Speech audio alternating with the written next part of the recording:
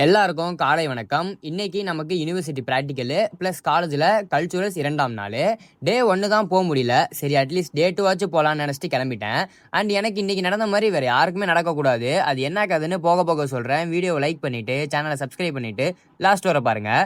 இந்த விளாகை நான் 2 பார்ட்டாக அப்லோட் பண்ணுறேன். இந்த விளாகில் ப்ராக்டிக்கலையும் நெக்ஸ்ட் பார்ட்டில் கல்ச்சுரல்ஸையும் காமிக்கிறேன். ஃபர்ஸ்ட் ஆஃப் ஆல் இன்னைக்கு ப்ராக்டிக்கல்னு நேற்று நைட்டு தான் தெரியும். அதனால் எதுவுமே படிக்காமல் தான் போனேன். படிக்காம போனா பரவாயில்ல, நான் ரெக்கார்டில் HOD சைனே வாங்காம எடுத்துட்டு போயிட்டேன். சைனு விடுங்க, என் பேரை கூட எழுதாம போய் நின்றுட்டு இருந்திருக்கேன். எந்த அளவுக்கு மட்டமா இருந்திருக்கேன் பாருங்க.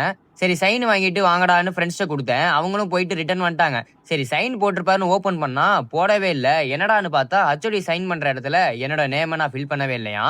அட என்னடா நமக்கு மட்டும் இப்படி நடக்குதுன்னு ஃபீல் பண்ணா, எப்பயும் போல எனக்கு எல்லா விஷயத்துலயும் துணையா இருக்குது நம்ம ஜிம் நண்பர் தான். அவனும் எதுவுமே எழுதாம கொடுத்துருக்கான். அப்புறம் கடவுள் மாதிரி ஒருத்தன் பைக் எடுத்துட்டு வந்தான். அந்த பைக் எடுத்துட்டு கிளம்பிட்டோம். நீங்க நினைக்கிற மாதிரி இல்லைங்க. லேப் நடக்கிற இடத்துல இருந்து HOD இருக்க பிளாக்குக்கான டிஸ்டன்ஸ் ஏறாலும் நடந்தெல்லாம் போனா கண்டிப்பா கால் உடைஞ்சிரும். அப்புறம் பைக்கை நிப்பாட்டிட்டு உள்ள போயிட்டு ரெக்கார்டை கொடுத்தா ரெக்கார்டை தூக்கி மூஞ்சில் அடிச்சிட்டாங்க.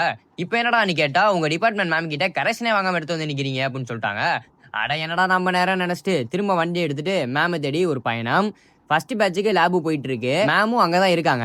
இப்போ போய் சைன் கேட்டா செருப்பால் அடிப்பாங்கன்னு நினைச்சேன். பட் அவங்க ஏதோ நல்ல மூட்ல இருந்தாங்க போல, சைன் பண்ணி கொடுத்துட்டாங்க. சரி இப்போ போய் HOD சைன் வாங்கலான்னு திரும்ப வண்டியை எடுத்துட்டு கிளம்பிட்டோம். அப்புறம் திரும்ப லிப்ட பிடிச்சி மேல போய் ரெக்கார்டை கொடுத்தா திரும்ப எடுத்து மூஞ்சில் அடிச்சிட்டாங்க. இப்போ என்ன ஆச்சுன்னு கேட்டா எனக்கு கம்ப்ளீட்டட் போட்டிருக்காங்க. பட் நம்ம ஜிம் நண்பருக்கு போடல. எனக்கு அவனை அங்கேயே சாவடிக்கணும்னு தோணுச்சு. கூட பழகின பழக்கத்துக்காக சும்மா விட்டேன். திரும்ப மேம்கிட்ட போயிட்டு கம்ப்ளீட்டட் வாங்கிட்டு திரும்ப வண்டியை எடுத்துட்டு பிளாக்குக்கு வந்து ரெக்கார்டை கொடுத்தா ஒரு வழியா சைனை போட்டு கொடுத்துட்டாங்க. இதுல என்ன சிரிப்புனா, நாங்க அந்த பிளாக்குக்கும் இந்த பிளாக்குக்கும் போயிட்டு போயிட்டு வரப்பலாம் செக்யூரிட்டி பார்த்த பார்வையை நான் இன்னும் மறக்க மாட்டேன். அப்புறம் எங்களுக்கு தெய்வமா இருந்த பைக்குக்கும் அந்த ஓனருக்கும் மிக்க நன்றி. இந்த கதையில இருந்து நான் உங்களுக்கு சொல்றது என்னன்னா, எங்களை மாதிரி தற்குறியா இல்லாம தெரியாத விஷயத்த யாருக்கிட்டையாச்சும் கேட்டு தெளிவா பண்ணுங்க. அவ்வளவுதான். நெக்ஸ்ட் பார்ட்ல கல்ச்சுரல்ஸ்ல மீட் பண்றேன். அதுவரை ஸ்டே டியூன். டாடா.